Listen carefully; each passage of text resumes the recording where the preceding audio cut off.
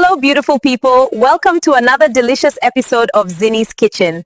Today, we are making the queen of all Nigerian meals, smoky party jollof rice. The one that tastes like celebration, like owambe, like joy on a plate. Let's get cooking. Let's wash our hands before we start. Always wash your hands before cooking.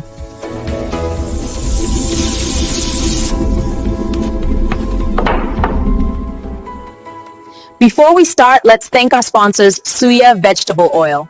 All right, now let's get started. For our flavorful party jollof, you will need 4 cups long grain parboiled rice, 6 large tomatoes, 3 red bell peppers, tatashe, 2 scotch bonnet atarodo, 1 large onion divided, 1 cup vegetable oil, 1 small tin tomato paste, 3 cups chicken stock, 1 teaspoon thyme, 1 teaspoon bay leaves, 2 Nor Maggi cubes, 1 tablespoon butter, optional for flavor, salt to taste. Now let's take this party to the pot.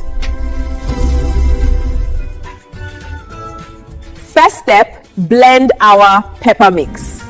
We want it smooth but not watery. Now we heat our oil in a cooking pot. When the onions are fragrant, add tomato paste.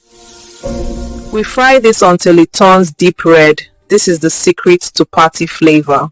Let this cook for 10 to 15 minutes so the raw taste disappears. Next, add your delicious chicken stock. Time to introduce our rice to this flavorful party. Cover with foil to trap the steam. That smoky party aroma, this is how you get it. Allow this to cook on low heat. Remember, jollof prefers patience, not rush. Look at that color, that aroma. Butter gives it that final smooth party shine. Your Nigerian party jollof is ready, rich, smoky, and perfect for any celebration. Thank you for joining me today on Zinny's Kitchen.